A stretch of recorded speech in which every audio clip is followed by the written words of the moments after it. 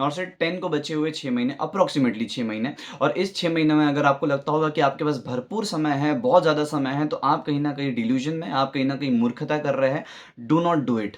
आप जितना ज़्यादा डिले करेंगे, आप अपने सिलेक्शन से उतना ज़्यादा दूर होते जाएँगे। यही सत्य है। तो हाय दोस्तों, मेरा नाम अंश मेश्राम है। मैंने एम्स नॉर्सेट 7 बार क्वालीफाई कर चुका हूँ और नॉर्सेट 6 का मेरा रैंक ऑल इंडिया रैंक 94 था। करंटली मैं जीएमसी नागपुर में गवर्नमेंट एम्प्लॉय की पोस्ट पर हूँ। और आज का जो वीडियो रहेगा वो नॉर्सेट 10 के रोड मैप के लिए रहेगा, 6 मंथ स्ट्रेटेजी का। मैं चाहता हूँ कि आप मेरी पूरी बात सुनें। वीडियो से पहले मैं 3-4 चीज़ें बता देता हूँ, वो सुन लो, काम में आएगी। सबसे पहली चीज़, मैं जो भी चीज़ें बताऊँगा सीक्वेंस वाइज बताऊँगा, स्टेप वाइज मैनर में चलेंगे, रैंडम चीज़ें नहीं बताऊँगा। सेकंड चीज़, वीडियो के एंड होते-होते मैं 2 चीज़ें बताऊँगा। एक एलएमआर लास्ट मिनट रिवीजन के बारे में, जो कोई नहीं बताता है, इसलिए एंड तक कनेक्टेड रहना। और दूसरा चीज़, नॉन नर्सिंग से रिलेटेड भी मैं बहुत इंपॉर्टेंट चीज़ें बताऊँगा आपको कि किस तरीके से इन 6 महीनों में थोड़ा-थोड़ा पढ़ के आप डेली नॉन नर्सिंग कवर कर सकते हैं। तीसरी चीज़, ये वीडियो 6 महीने की स्ट्रैटेजी का है। कुछ दिनों बाद 5 महीने की स्ट्रैटेजी लेके आऊँगा, कुछ दिनों बाद 4 महीना, 3 महीना, 2 महीना, 1 महीना, 15 दिन, 10 दिन, लास्ट डे 1 दिन, इस तरीके से वीडियो लेके आऊँगा। Next thing which you should know that Vaishnavi ma'am और मैं दोनों मिलकर एक प्लेटफॉर्म क्रिएट करने की कोशिश कर रहे हैं, जहाँ पे हम डायरेक्टली बात कर सके। बहुत सारे लोगों ने बोले कि सर आप रिप्लाई नहीं देते। तो थिंग इज, बहुत सारे मैसेजेस है, I can not reply to each and every one. अगर मैं सबको रिप्लाई देने आज भी बैठ जाता हूँ तो मुझको कम से कम हफ्ता या फिर महीना लग सकता है। तो मैं सिर्फ और सिर्फ रिप्लाई देने में नहीं इंडल्ज कर सकता अपने आप को। So we both are going to make a platform जहाँ पे हम व्हाट्सएप ग्रुप या टेलीग्राम ग्रुप बना देंगे और बच्चों को इक्वली सब चीज़ें बताते रहेंगे। So let's start the video from here guys. नॉर्सेट 10 होने तक ना आप मेरे साथ कनेक्टेड रहो। मैं 6 महीना, 4 महीना, 2 महीना जितने भी स्ट्रेटेजी लेके आऊँगा, जो भी प्लान लेके आऊँगा, जो भी वीडियोज़ लेके आऊँगा, सब देखो, अच्छे से ध्यान दो। कुछ नहीं आता है कमेंट करो, पूछो। मैं वादा करता हूँ आपसे, आपको सिलेक्शन तक पूरा-पूरा लेके जाऊँगा। ये मेरी मेरी ज़िम्मेदारी रहेगी। बस आपको देखना है और जो-जो मैं बोल रहा हूँ, वो करना है। आलसी नहीं बनना। आलसी बनोगे, सिलेक्शन से हाथ धो बैठोगे। The first thing which I am going to tell you, before telling you, अपने हाथ में एक कॉपी और एक पेन ले लो, बहुत ज़्यादा काम में आएगा। The first thing is coaching. अगर आपने कोचिंग नहीं ली है, अगर आप फ्रेशर हैं, कोचिंग ले लो। सेल्फ स्टडी करने से थोड़ा-सा प्रॉब्लम आ सकता है। अगर आप रिपीटर हो, आपने ऑलरेडी कोचिंग ले रखे थे, तो जो आपने नोट्स बनाए थे अपनी कोचिंग के वीडियोज़ देखते-देखते, तो वो नोट्स को आपको रिवीजन करना है। अभी से जितना डिले करोगे उतना सिलेक्शन में प्रॉब्लम होगी। अगर आप न्यू हो, कोचिंग ले लो। टीएनसी कोचिंग अच्छी है, टीएनसी कोचिंग ले सकते हो, टीएनसी टेस्ट सीरीज़ ले सकते हो। बढ़िया, वहाँ पे जो कंटेंट है वो बढ़िया है। मैं वही का स्टूडेंट हूँ and I am recommending you to take TNC. Second thing is lecture के नोट्स या फिर लेक्चर, ठीक है? जो भी लेक्चर आप करने वाले हो, किसी भी, देखो मैं ये नहीं बोल रहा हूँ कि यही क्लास के पास जाओ। अगर आपने कोई और क्लास ले रखे हो, तो वहाँ पर भी तो आपको टेस्ट सीरीज़ देंगे ना, और आपको ये प्रोवाइड करेंगे ना, कंटेंट प्रोवाइड करेंगे, कुछ ना कुछ लेक्चर्स प्रोवाइड करेंगे। तो आपको लेक्चर देखना है, ठीक है? और लेक्चर देखते-देखते नोट्स बनाने हैं। अब ये जो कोचिंग वाले होते हैं, ये कोचिंग वाले क्या करते हैं, वैलिडिटी के हिसाब से प्लान देते हैं। कोई भी कोचिंग वाला 5 महीना, 3 महीना, 2 महीना, 6 महीना, जो भी है, 1 साल, 2 साल, ठीक है?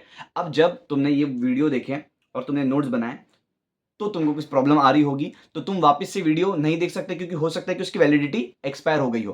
तो इस सिचुएशन में जो तुमने अपने हाथ से नोट्स बनाए थे, वो नोट्स काम में आएँगे, ठीक है? और रिवीजन करने के लिए भी यही नोट्स काम में आने वाले हैं। थर्ड थिंग, इन 6 महीनों में आपको डेली एमसीक्यू प्रैक्टिस करनी है। डेली मतलब डेली। अब देखो किस तरीके से। अब आप फ्रेशर हो, अभी-अभी स्टार्ट किए हो, अभी आप नॉर्सेट 9 से उभरे हो, एकदम से एमसीक्यू नहीं होते देना 300-300, मुझको पता है, आई नो दैट, मैं इस फेज़ से गुज़र चुका हूँ। पर मैंने भी 10 एमसीक्यू से स्टार्ट किया था। टेलीग्राम पे क्विज़ आते थे, वो 10 एमसीक्यू से मैंने स्टार्ट किया था। उसके बाद मैंने टीएनसी टेस्ट सीरीज़ देना चालू किया एंड आते-आते या फिर कुछ 4-5 महीने पहले एग्ज़ाम के 300 से 350 एमसीक्यू मैं डेली के करता था। 300 से 350 एमसीक्यू डेली के। तो आपने भी 10 या 5 से चालू करो यार, कोई दिक्कत नहीं है, और उसके बाद आप 300, 350 ऐसे एमसीक्यू करना है। तो डेली का एक प्री देना है आपको, डेली का एक मेंस देना है और एक डेली का सब्जेक्ट वाइज टेस्ट देना है। और अगर इधर-उधर से जो एमसीक्यू कर सकते हो, जैसे कि एडवांस सीरीज़ से कर सकते हो, ठीक है? एडवांस सीरीज़ बहुत अच्छी है, वहाँ से आप एमसीक्यू कर सकते हो, कहीं और से कर सकते हो, टेलीग्राम के क्विज़ से कर सकते हो, तो कर लेने का। एमसीक्यू करने के लिए आगे-पीछे नहीं देखना, कहीं से भी कर लेना। एमसीक्यू करने के पहले थोड़ी-सी तो भी थ्योरी कर लो यार, ठीक है? बिना थ्योरी पढ़े डायरेक्ट एमसीक्यू करोगे ना, तो इतना डिमोटिवेट फ़ील होगा तुमको कि तुमको मतलब कोमा में चले जाओगे, क्योंकि थ्योरी कंप्लीट नहीं है, तो सीधी-सी बात है, एमसीक्यू अच्छे नहीं जाएँगे, एमसीक्यू अच्छे नहीं जाएँगे तो नेगेटिव ज़्यादा होगे, नेगेटिव ज़्यादा अच्छे होंगे तो स्कोर अच्छा नहीं आएगा, स्कोर अच्छा नहीं आएगा तो रैंक अच्छा नहीं आएगा, और रैंक अच्छा नहीं आया तो तुम पूरे के पूरे पागल हो जाओगे। Next thing is MCQ mistake book, बहुत इंपॉर्टेंट है। ये तुमको कोई बताएगा नहीं, मैं बता रहा हूँ तुमको, क्योंकि ये मैंने एक्सपीरियंस किया हो। जितने भी टेस्ट सीरीज दोगे, जो भी एमसीक्यू दोगे, वहां पर जो एमसीक्यू आपको इंपॉर्टेंट लगता है या फिर गलत हो जाता है, उसको आपको एक अलग सा रजिस्टर बनाना है। एक 100-200 पेज का एक ऐसा रजिस्टर बना लो। उसमें आप क्या करोगे, उसमें आप डेली के जो भी आपकी मिस्टेक हो रही है वो लिखोगे, और जो भी चीज़ें इंपॉर्टेंट लग रही है वो लिखोगे। आपको लगता होगा, मुझको भी लगता था कि मैं एमसीक्यू तो ध्यान में रख लूंगा, पर कोई भी आदमी 300 एमसीक्यू ध्यान में नहीं रख सकता। इसीलिए आपको मिस्टेक बुक बनानी है, और इस मिस्टेक बुक के मिस्टेक वाले या फिर इंपॉर्टेंट एमसीक्यू आपको रिवाइज भी करने हैं। Next point is study material. देखो, स्टडी मटेरियल अच्छा रखो। स्टडी मटेरियल अच्छा रखने का बस एक ही कारण है मेरा, वो है community health nursing. Community health nursing में चीजें पूछते हैं अपडेटेड, जैसे कि अपडेटेड प्रोग्राम्स, कैंपेन्स, पॉलिसीज जो भी न्यू आई हैं। तो स्टडी मटेरियल या फिर क्लासेस या फिर जो भी चीज़ें आप जहाँ से भी कर रहे हो, ठीक है, वो अपडेटेड होना चाहिए। ठीक है, अगर आपको नहीं समझ रहा है कहाँ करना है, क्या करना है, तो डिस्क्रिप्शन में मेरे इंस्टाग्राम की लिंक है, मैं अपडेट देते रहता हूँ। थीम्स या फिर जो भी अलग अलग चीज़ें अगर कुछ गवर्नमेंट की तरफ से आती है तो मैं पोस्ट करते रहता हूँ। तो वो सारी चीज़ें आपने देखना है। मैं स्टोरी डालते रहता हूँ, तो उसको स्टोरीज को देखना है, ठीक है, अपडेट रहने के लिए। Next thing is you have to complete your theory. जो थ्योरी है उसको कंप्लीट करो भैया। थ्योरी को कंप्लीट करोगे तो ही तो जाके तुम चीज़ों को देख पाओगे, तो ही तो जाके तुम चीज़ें कर पाओगे ना। अब थ्योरी कंप्लीट नहीं की है तो तुम रिवीजन किस चीज़ का करोगे। थ्योरी कंप्लीट करना बहुत ज़रूरी है। इन 6 महीनों में आपको थ्योरी कंप्लीट करना है, लेकिन 6 महीने तक थ्योरी कंप्लीट नहीं कर सकते, प्रॉब्लम हो जाएगी। पहले ही कर देना है, 3 महीने पहले ही, 4 महीने पहले ही, ताकि आप सेकेंड और थर्ड रिवीजन भी करो।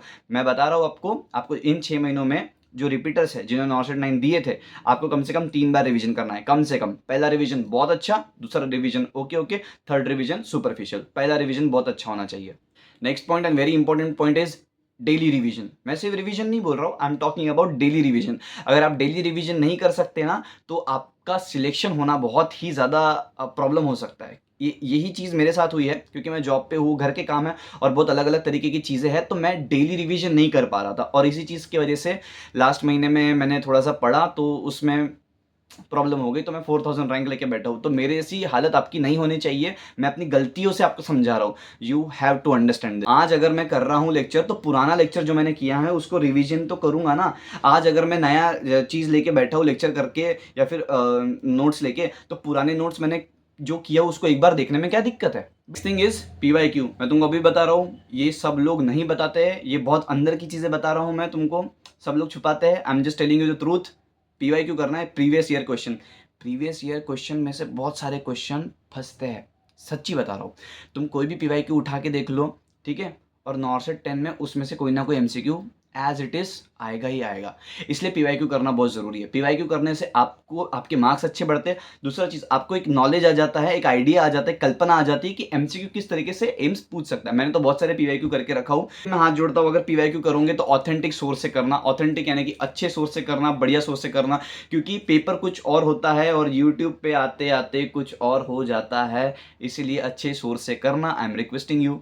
And last thing but not least, last में मैंने इसलिए रखा क्योंकि मैंने देखा हो बहुत सारे लोग इस चीज़ के बारे में बताते नहीं हैं, छुप छुप के करते हैं इस चीज़ को, but I am telling you, LMR last minute revision book बनाओ। एक इसी तरीके का एक रजिस्टर ले लो, ठीक है, जितना भी आप पढ़ रहे हो, जो भी चीज़ आपको इंपॉर्टेंट लगती है, वो उस चीज़ को LMR में लिखो। या फिर LMR कैसे बनाते हैं मैं एक अलग से वीडियो बना दूंगा। अगर आपको LMR पे वीडियो चाहिए तो कमेंट कर देना, मैं एक अलग से LMR के लिए वीडियो बना दूंगा, ठीक है। और उसमें लिखो, यही LMR आपको अगले 10-15 दिन, जो पेपर के 10-15 दिन बचे रहेंगे, उसमें काम में आएगी। जब 15 डेज का प्लान डालूंगा मैं, तो उसमें तुमको LMR बोलूंगा मैं कि पढ़ना है, तो LMR आपको वहां से पढ़ना पड़ेगा, ठीक है। The last thing which I am going to tell you is non nursing. See guys, non nursing is really very simple in our field. जो नॉर्सेट में नॉन नर्सिंग पूछता है ना, वो बहुत ही बढ़िया ईजी होता है, ठीक है। तो अगर आप रोज का थोड़ा सा भी पढ़ते हो ना, ठीक है, तो आप नॉन नर्सिंग इजीली सॉल्व कर सकते हो। अब नॉन नर्सिंग क्यों पढ़ना है, क्योंकि आपको अलग से 20 मिनट मिलते हैं। नाउ लिसन वेरी केयरफुली, बहुत अच्छे सुनो। यहाँ पे मैं कैटेगरी वाइज बात करूंगा, ठीक है। तो जितने भी लड़के हैं, बॉयज, जितने भी बंदे हैं, आप लोगों को हर दिन आधा घंटा नॉन नर्सिंग को देना है। कोई भी टाइम दे दो, तो हर बंदे को, इररिस्पेक्टिव ऑफ योर कैटेगरी, फर्क नहीं पड़ता आप कौन सी कैटेगरी के, पर आपको देना ही देना है। क्या देना है? आधा घंटा। किसको देना है? नॉन नर्सिंग को। Now second thing, girls, open category की गर्ल्स ने भी रोज का आधा घंटा देना है। किस चीज को? नॉन नर्सिंग को, रोज का आधा घंटा। अब ओबीसी, एक सेकंड, अब OBC, SC, ST, EWS candidates जो है, ठीक है, ये 4 कैटेगरी के जो कैंडिडेट्स है, इन्होंने सिर्फ और सिर्फ 15 मिनट देने हैं। देखो सिर्फ 10-15 मिनट का 10-5 मिनट का फर्क आ रहा है, पर आ क्यों रहा है? Because I am being very technical, I am being very practical, I am telling you this because of very specific reason. उसके पीछे का कारण मैं अभी बताऊंगा नहीं, वो इंपॉर्टेंट नहीं है, पर जो मैं बोल रहा हूँ बस वही करना है, क्योंकि मुझको बहुत नॉलेज है, मैं बहुत सारा एग्जाम दे चुका हूँ, और मैं जो बोल रहा हूँ बस वही करना है, बस विषय खत्म। ठीक है, तो आपको जो भी कैटेगरी मैंने बताया हूँ, आपको 15 से 20 मिनट नॉन नर्सिंग को देने हैं। लिसन लिसन, जाओ मत अभी कहीं पे, गर्लफ्रेंड बॉयफ्रेंड का फोन तो नहीं आ रहा है ना? ठीक है, होल्ड कर सकता है, वो होल्ड कर सकती है। वीडियो खत्म नहीं हुआ है, जल्दबाजी मत करो, सुन के जाओ पूरा। अब देखो, अब और भी बहुत सारे एस्पेक्ट्स हैं जो मैं बता सकता हूँ आपको, जैसे कि अपने रिलेशनशिप को थोड़ा सा साइड में रखो, प्रिपरेशन को ज़्यादा महत्व दो। ठीक है, दूसरी चीज़, नेगेटिविटी से बचो। बंदे आएंगे तुमको बोलेंगे अरे यार 80-20 रेशियो होता है, नहीं होता है, पॉसिबल नहीं है, पॉसिबल नहीं है। अरे भाई मैं 7 बार क्वालिफाई करके बैठा हूँ यार, मैं तो बंदा ही हूँ ना। ठीक है, और दूसरी चीज़, 80-20 रेशियो आपको प्रॉब्लम क्रिएट करता है, ठीक है, पर ऐसा नहीं है कि तुम्हारा सिलेक्शन ही ना हो।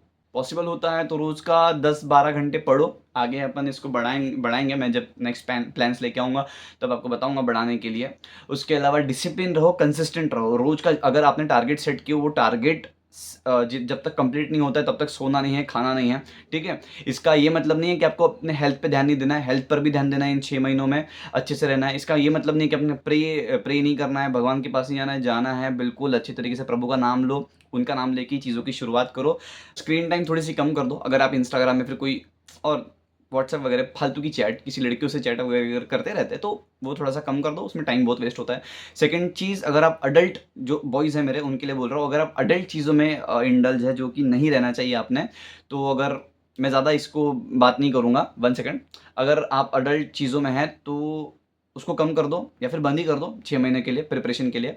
And the next thing is guys, stay motivated, stay highly motivated. Motivation के लिए आप टॉपर्स की वीडियो देख सकते हो, कोई ऐसा व्यक्ति जो ऑलरेडी पोस्टेड है और इसी तरीके से वीडियोस डालता है, थोड़े से एम्स के, सराउंडिंग के, या फिर उस चीज़ से रिलेटेड लाइफस्टाइल वगैरह के। जैसे कि अभी वैष्णवी मैम ने अपना यूट्यूब चैनल बनाया है, तो इसी चीज़ के लिए बनाए हैं, तो उनकी वीडियो देख के आप कहीं ना कहीं मोटिवेटेड फील कर सकते हैं, तो उन्हें फॉलो कर सकते हैं, उनका चैनल सब्सक्राइब कर सकते हैं और टॉपर की वीडियो देख सकते हैं। उसके अलावा यहाँ पे मैं वीडियो एंड करता हूँ। इसके बाद अगर आपको कोई प्रॉब्लम आ रही है, कमेंट सेक्शन ऑन है। इसके बाद 5 महीना, 4 महीना, 3 महीना आगे मैं वीडियो लेके आऊँगा। So I wish you nothing but all the very best guys. Tata, bye bye, all the best again.